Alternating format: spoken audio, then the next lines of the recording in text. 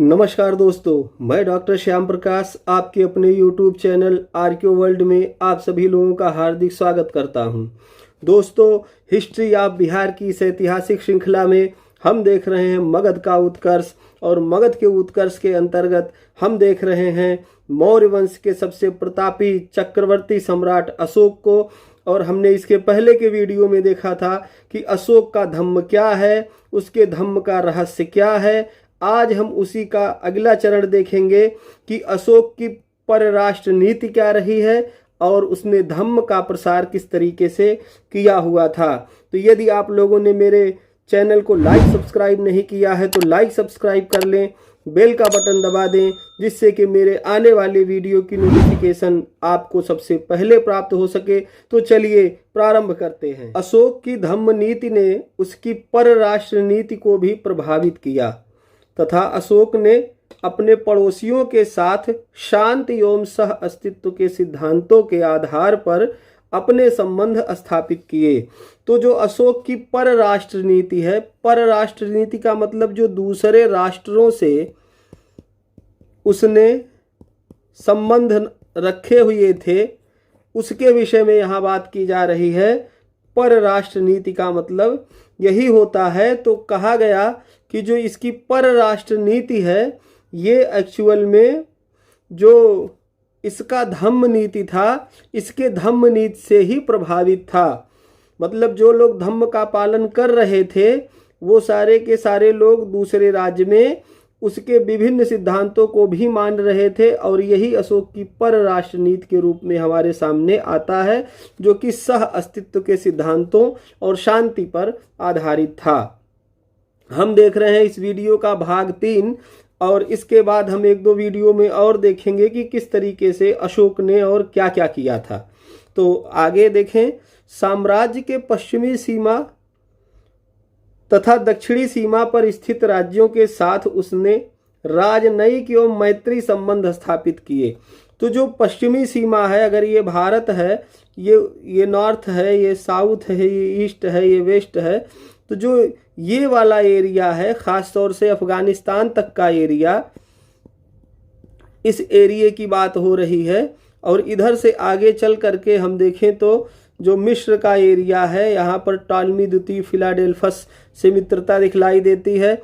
ऊपर के एरिया में मेसोडोनिया है, तो मेसोडोनिया के एरिया में भी मित्रता दिखलाई देती है। तो इस तरीके से देखें तो जो ये अशोक का पश्चिमी एरिया है या उत्तरी पश्चिमी एरिया है, इधर के एरिया से जो राजनयिक संबंध हैं, ये तो चंद्रगुप्त मौर्य के समय में ही अच्छे बन गए थे, बिंदुसार ने संभाल कर रखा था। और आगे चल करके जब अशोक का समय आता है तो वो भी जो है यहाँ मैत्री संबंध बनाए रखता है, और किस तरीके से अपने धम्म का प्रचार इधर करता है इस क्षेत्र में, इसको हम आगे देखेंगे। तो अपने दूसरे शिलालेख में अशोक यह बताता है कि उसने इन राज्यों में मनुष्यों तथा पशुओं के लिए अलग अलग चिकित्सा की व्यवस्था कराई थी, जो यूनान क्षेत्र से लाए गए थे।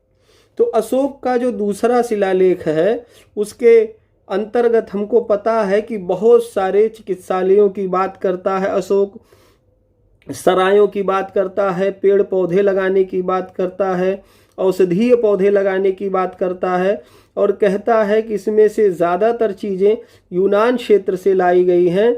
अगर यूनान क्षेत्र से चीज़ें लाई जा रही हैं पाटलिपुत्र को, तो जाहिर सी बात है कि अशोक के जो संबंध हैं उस क्षेत्र से वो काफ़ी मधुर रहे होंगे, काफ़ी मैत्रीपूर्ण रहे होंगे, तभी किसी राजा ने अपने क्षेत्र से औषधीय पौधे देने का काम किया होगा, अन्यथा की स्थिति में यह संभव नहीं होता। शिलालेख संख्या 13, जिसको शाहबाजगढ़ी संस्करण भी कहते हैं, इस शाहबाजगढ़ी संस्करण में दक्षिणी सीमा पर स्थित 4 तमिल राज्यों चोल, चेर, पांड्य, सत्यपुत्र तथा केरलपुत्र एवं तमपड़ी, मतलब ताम्रपर्णी, जिसको सिंघल कहते थे, और इसी को आजकल श्रीलंका कहा जाता है। इसी को आजकल श्रीलंका कहा जाता है। अर्थात श्रीलंका में भी उसने अपने धम्म प्रचारक भेजे थे। तो अशोक ने अपने सीमावर्ती राज्यों में जो दक्षिण का एरिया है उनमें से चोल, चेर, तम्मपड़ी, पांड्य, सत्यपुत्र जैसे एरिए में उसने अपने जो है धम्म प्रचारकों को भेजा। सिंघल में जो है सबसे महत्वपूर्ण रूप से जाने वाला जो व्यक्ति है जो धम्म प्रचारक है उसमें महिंद का नाम आता है, जिसको हम अभी आगे देखेंगे। चीनी यात्री वेनसोंग की सीयू की जो उसका यात्रा वृत्तांत है सीयू की, उससे ज्ञात होता है कि उसने चोल तथा पांड राज्यों में अशोक द्वारा निर्मित एक एक स्तूप देखे थे। अब इस बात की पुष्टि होती है अशोक के द्वारा बनवाए गए स्तूप और वेनसोंग द्वारा देख करके लिखे ने अपनी पुस्तक सीयू की में यह बताया कि अशोक द्वारा दक्षिण के क्षेत्र में चोल तथा पांड्यों के क्षेत्र में एक एक स्तूप बनवाए गए थे, जो संभवतः उस एरिए में धम्म प्रचारकों के द्वारा देखे गए होंगे या उनकी देखरेख में वो बनवाए गए होंगे। और इस तरीके से दक्षिण भारत में लोग धम्म का पालन कर रहे थे, यह बात सिद्ध हो जाती है, जो इस बात की तरफ संकेत करता है कि उसने अपने धम्म प्रचारकों को दक्षिण राज्यों में भेजा था। दूसरे पृथक कलिंग लेख, तो जो कलिंग है उसको जीतने के बाद अशोक ने पूरी तरीके से मगध में मिला लिया था और मगध में मिलाने के पश्चात वहाँ पर दो राजधानियाँ बना दी, एक थी तोसली और दूसरी थी जौगढ़। एक को धौली के पास कहा जाता था, तो धौली और जौगढ़ के नाम से हम जानते हैं। तोसली और जौगढ़ बना दिए गए थे और यहाँ की जो जनता है उसके लिए अशोक ने पृथक कलिंग शिलालेख में कहा कि यहाँ की जनता मेरे लिए मेरे पुत्र के समान है और उसको देवानंपिय से डरने की आवश्यकता नहीं है। तो जो पड़ोसी राज्यों के प्रति अपने विचारों को व्यक्त करते हुए अशोक कहता है कि कलिंग की जनता को देवानंपिय से डरने की आवश्यकता नहीं है। वह स्पष्ट कहता है कि बेशक मेरे द्वारा खून खराबा किया गया है, बेशक बहुत सारे लोग मारे गए हैं, लेकिन इतने के बाद भी मैं यहाँ की जनता को आश्वासन देता हूँ कि वो मेरे पुत्र के समान है और उनको मुझसे डरने की आवश्यकता नहीं है, बल्कि वे मुझ पर विश्वास करें, उनको मुझसे सुख मिलेगा, दुख नहीं। वो कहता है कि अब तक मैंने बहुत दुखी कर लिया कलिंग की जनता को, लेकिन अब जो है कलिंग की जो जनता है वो मुझसे बिल्कुल ना डरे, मैं उसके सुख का अब कारण बनूंगा, दुख का कारण नहीं बनूंगा। उन्हें यह भी समझ लेना चाहिए कि राजा यथासंभव उन्हें क्षमा कर देगा। इन पंक्तियों के आधार पर यह कहा जा सकता है कि अशोक अपने पड़ोसी राज्यों के साथ शांति, सहिष्णुता एवं बंधुत्व के संबंध बनाए रखने के लिए उत्सुक था। तो जाहिर सी बात है कि वो नहीं चाहता था कि किसी प्रकार का खून खराबा फिर से हो या उसके द्वारा फिर से शस्त्र उठा करके किसी क्षेत्र पर आक्रमण करके इस तरीके का नरसंहार किया जाए जहां पर लाखों की संख्या में लोग मारे जाएं और इससे भी ज़्यादा लोग बंदी बनाए जाएं, या फिर वो चीख पुकार उसके कानों में पड़े जो वहाँ लोग मरे हुए हैं, उनके परिवारीजन जो बिलख रहे हैं। वो इस तरीके का अब नहीं चाह रहा था। वो चाह रहा था कि जनता धम्म का पालन करे और शांति प्रियता को बनाए रखे। तो ये बातें हुई अशोक के जो परराष्ट्र नीति की व्यवस्था थी। अब हम देखते हैं कि उसने जो है कहाँ कहाँ किस किस तरीके से धम्म प्रचारकों को भेजा था, खास तौर से विदेशों में। तो अशोक के 13वें शिलालेख, जिसको हम शहबाजगढ़ी संस्करण कहते हैं, इससे पता चलता है कि उसने 5 यवन राज्यों में अपने धम्म प्रचारक भेजे थे। तो यवन राज्य बेसिकली उनको कहते हैं जो पश्चिमोत्तर के क्षेत्र में राज्य दिखलाई देते हैं। तो उनमें से हम पहले देखें क्रम संख्या कौन कौन सी क्रम संख्या पे कौन है। 13वें अभिलेख में क्रमशः वर्णित शासकों के नाम है, देश जो पहचाना गया है और शासकों की जो पहचान की गई है समकालीन, उनकी बातें। तो पहला है अंतियोक, जो सीरिया का राजा माना गया है और इसका नाम एंटियोकस द्वितीय बताया जाता है। अभिलेखों में अंतियोक नाम है, शासक की पहचान एंटियोकस सेकंड से की गई है। दूसरा है तुर्मय, जो मिस्र का राजा है, इसकी पहचान टॉलमी द्वितीय फिलाडेल्फस से की गई है। तीसरा अंतिकिन है अभिलेखों में, इसकी पहचान मैसेडोनिया देश के एंटिगोनस गोनाटस से की गई है।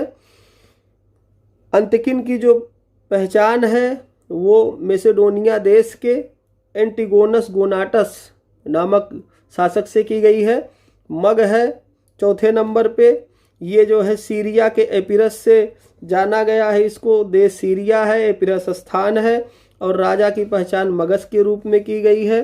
पांचवा अलेक्सुदर है, ये सीरीन का राजा माना गया है और इसकी पहचान अलेक्जेंडर के रूप में की गई है।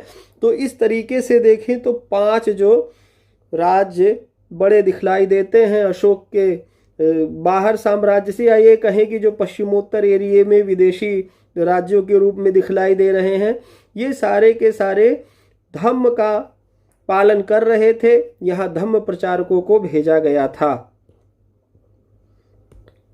आगे, भौगोलिक रूप से निकटतम यूनानी शासक एंटियोकस द्वितीय था, जिसका उल्लेख अशोक के अभिलेखों में कई बार हुआ है। तो जो सबसे ज़्यादा निकटतम था वो यूनानी शासक एंटियोकस सेकंड था, और इसका उल्लेख अशोक के अभिलेखों में कई बार किया गया है। तो ऐसा लगता है कि अशोक से सबसे ज़्यादा जो करीब से जुड़ा हुआ था वो एंटियोकस सेकंड था। एंटियोकस जो है वो सेल्यूकस का पोता था, सेल्यूकस द निकेटर, जिसकी उपाधि द निकेटर थी।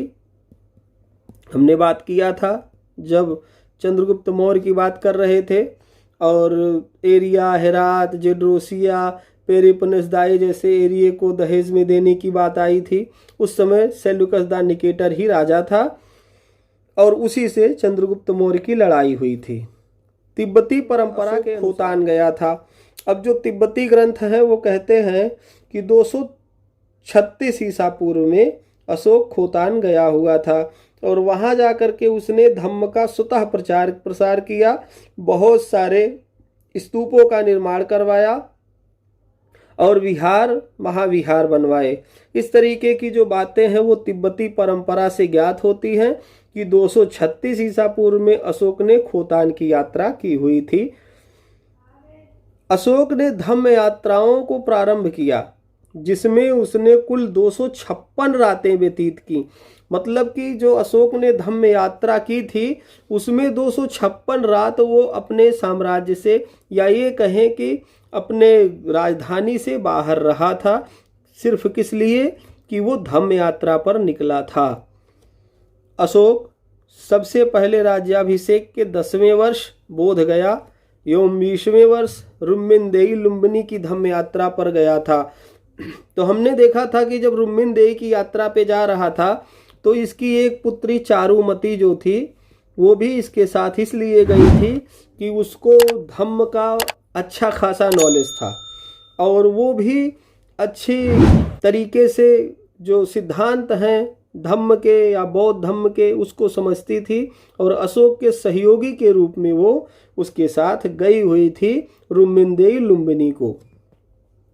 अशोक ने अपने तीसरे शिलालेख में युक्त, रजुक एवं प्रादेशिक अधिकारियों को प्रति 5वें वर्ष पर अनुसंज्ञान अथवा प्रशासनिक दौरे पर जाने का आदेश दिया है। तो अशोक का तीसरा शिलालेख बताता है कि जो युक्त हैं, रजुक हैं, या जो प्रादेशिक अधिकारी हैं, उन सबको प्रत्येक 5वें वर्ष प्रशासनिक दौरा करना है, जिसके अंतर्गत यह भी देखना है कि किस एरिए में धम्म मार्ग का पालन हो रहा है, किस एरिए में नहीं हो रहा है। अशोक ने अपने राज्याभिषेक के 13 वर्ष बाद धम्म महामात नामक नवीन प्रशासनिक संवर्ग का गठन किया, जिसका उल्लेख 5वें शिलालेख में प्राप्त होता है।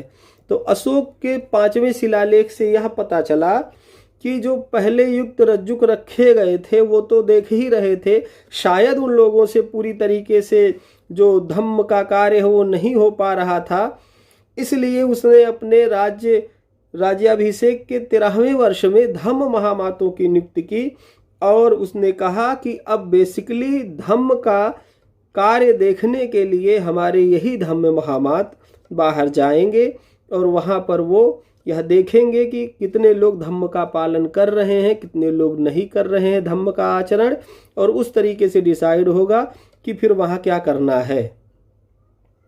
ये धम्म के आचरण का निरीक्षण करने के लिए प्रत्यंत राज्यों में जाया करते थे। तो प्रत्यंत राज्यों का मतलब जो सीमावर्ती राज्य थे या जो विदेशी राज्य थे।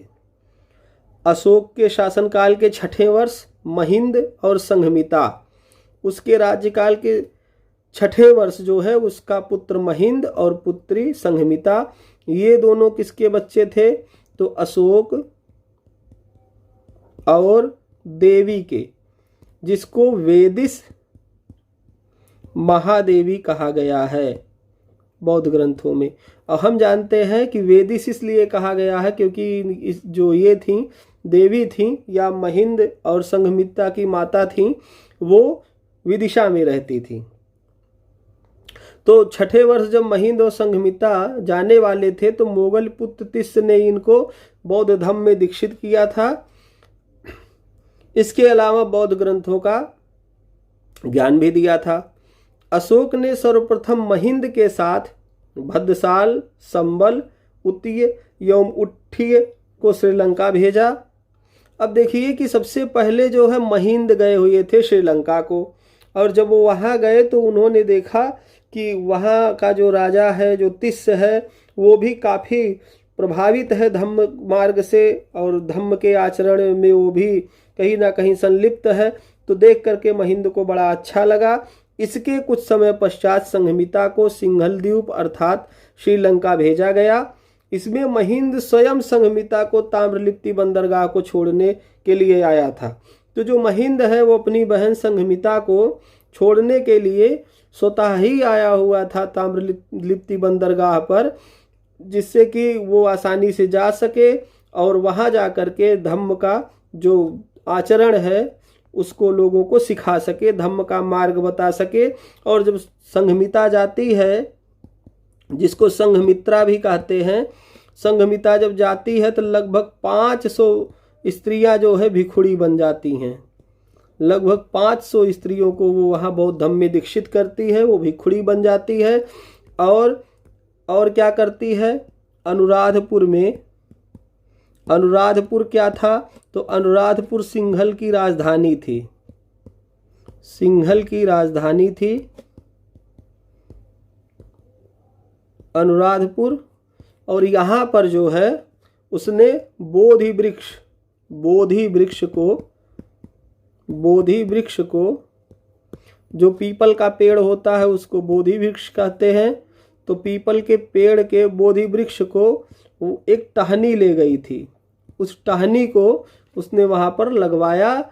आज भी वो टहनी आप देख सकते हैं वहाँ जा कर के, और वो वही पेड़ है, वही बोधि वृक्ष का पेड़ है जिसके नीचे बुद्ध को ज्ञान प्राप्त हुआ था। ये कहें कि जिसके नीचे बैठे थे बुद्ध, और उनको अकस्मात ही यह पता चला कि दुनिया में सर्वत्र दुख है, दुख का कारण है, दुख का निवारण है, दुख के निवारण के अंतर्गत प्रतीत समुत्पाद है। प्रतीत समुत्पाद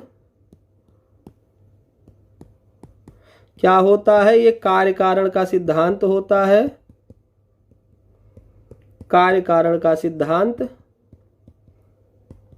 अर्थात किसी कार्य के होने के पीछे कोई कारण है। यदि हम कारण को ठीक कर लें तो कार्य अपने आप ही ठीक हो जाएगा। प्रतीत समुत्पाद यही बात कहता है। और इस तरीके से कारण है तो उसका निवारण भी है, और निवारण के अंतर्गत एक और चीज है अष्टांगिक मार्ग। और इन अष्टांगिक मार्ग के पालन करने की विधि है प्रज्ञा, शील, समाधि। ये 3 स्कंध बताए गए हैं, तब जा करके आप अष्टांगिक मार्गों का पालन कर सकिएगा। तो ऐसा ही कुछ ज्ञान लेकर के संघमिता गई हुई थी और उसने वहाँ पर बौद्ध धम्म के इन गूढ़ रहस्यों को समझाया, और बहुत सारी स्त्रियां वहाँ पर बौद्ध भिखुड़ी बन गईं, और अनुराधपुर में एक बहुत अच्छा सा भिखुड़ी संघ भी खोल दिया गया। महिंद ने सिंघल के राजा तिस्स को बौद्ध धम्म में दीक्षित किया। तो जो महिंद है, जब वो गया हुआ था तो जो वहाँ के राजा तिस्स हैं उनको उसने धम्म की दीक्षा दी और उसको पता चला कि जो है भाई इसके पिताजी देवानंपी हैं, तो बाद में तिस्स को अशोक द्वारा देवानंपी की उपाधि प्रदान की गई। अब ये बड़ा इंटरेस्टिंग सब्जेक्ट है। देवानंपीय, जिसका अर्थ होता है देवताओं का प्रिय, देवों का प्रिय। और ये देव किसको कहते थे? भिक्षुओं को कहते थे। क्यों कहते थे? क्योंकि भिक्षु जो है वो ज्ञान देने का कार्य करते थे और जो ज्ञान देता था उसको ये देवता कहते थे।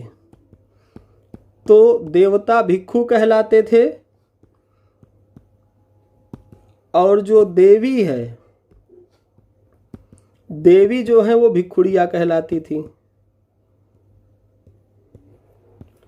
तो ये देव और देवी इनको कहते थे।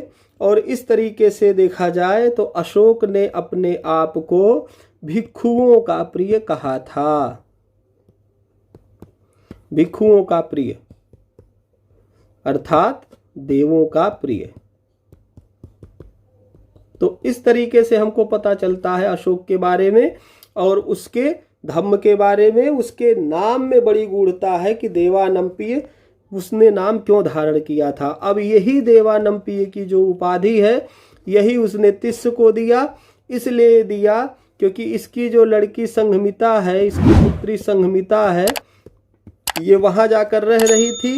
तिस्स ने कहा कि जिस तरीके से अशोक की ये पुत्री है उसी तरीके से मेरी भी पुत्री है, इसलिए इसके रहने की पूरी व्यवस्था मैं करूंगा। और इतना अच्छी व्यवस्था वहाँ हुई इन लोगों के रहने की कि वो फिर वापस भारत को नहीं आई, वो वहीं रहने लगी और तिस्स जो है वो देवानंपीय बन गए। तो जब विश्व के विभिन्न कोनों से समय समय पर बुद्ध के एविडेंस मिलने लगे 17वीं 18वीं 19वीं शताब्दी में, तब जाकर के यह पता चला कि वहाँ पर भी कोई देवानंपीय है करीब 19वीं 20वीं शताब्दी में। और वहाँ के आर्कियोलॉजिस्टों ने कहा कि ये देवानंपी शायद वही देवानंपीय है जिसने भारत पर शासन किया। तब तक यह बातें चलती रहीं जब तक अशोक का नाम देवानंपीय ये नहीं पता चल गया कि देवानंपीय भारत में कोई अशोक है। और ये हमको पता चलता है 4 अभिलेखों से, मास्की, गुर्जरा, नेत्तूर और उडेगोलम। ये 4 अभिलेख हैं जिसमें स्पष्ट रूप से अशोक का नाम अशोक दिखलाई देता है। इस तरीके से देवानंपीय की गुत्थी सुलझती हुई नजर आती है। तिस्स ने अपने भतीजे अरिठ के नेतृत्व में एक शिष्टमंडल अशोक के दरबार में भेजा। अब ये जो तिस्स है इसने अपने एक भतीजे अरिठ को भेजा था कि जाइए और देवानंपीय का समाचार ले आइए और यह भी बता आइए कि यहाँ धम्म का जो है पालन बहुत अच्छे से हो रहा है, लोग आचरण बहुत अच्छे से कर रहे हैं, यहाँ किसी प्रकार का दुर्गुण, किसी प्रकार का आसीनो नहीं दिखलाई दे रहा है। यहाँ पर जो उनके धम्म का मूल सिद्धांत है उसका पालन किया जा रहा है। तो इस तरीके से देखें तो जो तिस्स है उसने अपने भतीजे को भेजा था और हमको पता चलता है कि वो आया तो यहाँ से काफ़ी संतुष्ट होकर के गया और अशोक भी मिल करके बहुत संतुष्ट हुआ अरिठ से, क्योंकि उसने यही बताया कि वहाँ धम्म मार्ग का पालन किया जा रहा है। निठूलिए चंडिये कोधे माने ईर्ष्या को लोगों ने त्याग दिया है पूरी तरीके से और अपासिनवे बहुत गयाने दया दाने सचे सोचे माधवे साधवे के मार्ग पर चल रहे हैं। इसलिए अशोक अत्यंत प्रसन्न हुआ अरिठ की बातें सुन करके और सिंघल के लोगों की बातें सुन के। अब देखते हैं कि कुछ धम्म प्रचारक जो हैं वो भेजे गए थे विभिन्न कोनों पर, भारत के भी कोनों पर, प्रत्यंत राज्यों के कोनों पर। तो हम देखते हैं कि कौन कौन से धम्म प्रचारक किस किस देश में गए थे। पहले प्रांत को ही देश कहा जाता था, अपना राज्य अपना देश कहलाता था। जो राजाओं का एक सीमा होता था वो अपना उसको देश कहते थे। इसके अलावा जो उसके बगल का होता था उसको दूसरा देश कहते थे। इसी हिसाब से आज की परिभाषा में वो विदेश हो जाएगा। तो अपना राष्ट्र अपना देश था। इसके अलावा जो किनारे किनारे या उसके इतर जितने राष्ट्र थे वो सब देश के नाम से जाने जाते थे। तो हम देखते हैं कौन सा धम्म प्रचारक किस देश को गया हुआ था। तो पहले है मध्यम, ये गए हुए थे हिमालय देश को। मध्यम ने जाकर हिमालय देश में क्या किया? धम्म का प्रचार किया। सोन एवं उत्तर गए हुए थे सुवर्ण भूमि को, दक्षिण पूर्व एशिया के देशों को गए हुए थे। तो समझिए कि जो दक्षिण पूर्व एशिया का क्षेत्र है, उधर से चल करके बहुत सारे लोग इधर की तरफ आए हुए थे व्यापारिक गतिविधियों में, और उन सब लोगों ने धम्म मार्ग का पालन करना शुरू कर दिया था। तो जो अशोक के धम्म का रहस्य है वो बहुत ही गूढ़ है, और जिसने भी अशोक के धम्म के मार्ग का पालन किया, कहने का तात्पर्य है कि जिसने भी बुद्ध के धम्म के मार्ग का पालन किया, हर वो व्यक्ति महान बन गया, हर उस व्यक्ति ने कुछ ना कुछ प्राप्त कर लिया। तो अब ये जो सोन और उत्तर हैं, ये लोग ज्ञान देने के लिए, धम्म मार्ग का प्रचार करने के लिए दक्षिण पूर्व एशिया के देश, जिनमें बाली है, सुवर्ण भूमि है, सुवर्ण द्वीप है, इस तरीके के नाम हमको दिखलाई देते हैं। इन सब देशों में थाईलैंड या बोर्नियो, मलाया, जावा, सुमात्रा, ऐसे जगहों पर, बर्मा, ऐसे जगहों पर जा कर के लोग धम्म का प्रचार कर रहे थे, और वो थे सोन और उत्तर। फिर आते हैं महारक्षित, ये यवन देश को गए थे। ये यवन देश वही है जो पश्चिमी देशों के रूप में जाने जाते हैं, जिनमें से भी हमने 5 यवन देशों के नाम देखे थे। तो ये उधर के एरिया की बात कर रहा है जो भारत से पश्चिम का एरिया था। इसके अलावा रक्षित थे, रक्षित बनवासी को गए थे, बनवासी भारत में था। धर्म रक्षित थे, ये अपरांतक को गए थे। महाधर्म रक्षित थे, ये महाराष्ट्र को गए थे। तो जो महाराष्ट्र का एरिया है, हम जानते हैं वहाँ भी अनेक बौद्ध विहार, बौद्ध महाविहार, इसके अलावा बौद्ध महाविहार, इसके अलावा स्तूप, चैत्य इत्यादि हमको दिखलाई देते हैं उस क्षेत्र में। तो कई सारे स्तूपों का निर्माण अशोक के समय में महाराष्ट्र क्षेत्र में हुआ, और धर्म रक्षित यहाँ पर जाकर धम्म के आचरण को देखने गए हुए थे। धम्म का जो मार्ग है उस पर कितने लोग चल रहे हैं और कितने लोग धम्म का आचरण कर रहे हैं, यह पता करने के लिए महारक्षित महाराष्ट्र को गए हुए थे। मध्यंतिक कश्मीर तथा गांधार को गए थे। तो जो गांधार का एरिया है, जिसकी राजधानी तक्षशिला थी, तक्षशिला एक बड़ा व्यापारिक केंद्र था। पुरातात्विक उत्खनन से हमें पता चला कि यहाँ पर अशोक द्वारा अनेक स्तूप बनवाए गए थे। तक्षशिला ही नहीं, चरसद्दा, पेशावर, सिंध प्रांत, बामियान, अफगानिस्तान का एरिया, इस तरीके से देखें तो बड़े एरिए में पश्चिम के बहुत सारे स्तूप अशोक के द्वारा बनवाए गए थे। और ललित बिस्तर की अगर माने, जो तिब्बती ग्रंथ है, लामा तारानाथ ने लिखा है,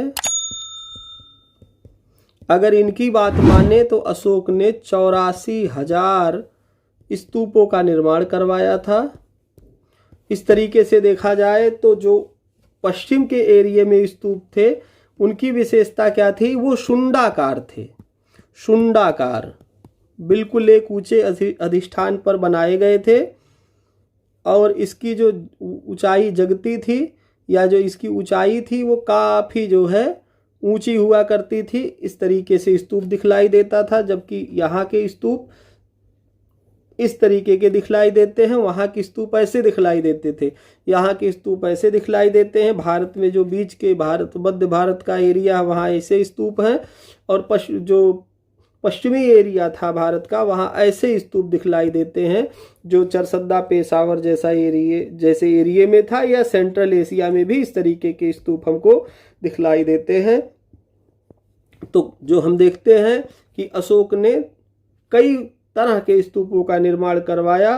तो जो ललित बिस्तर का लेखक लामा तारानाथ कह रहा है, ऐसा लग रहा है कि उसकी बातों में कुछ सत्यता है। महादेव थे, ये महिषमंडल को गए हुए थे।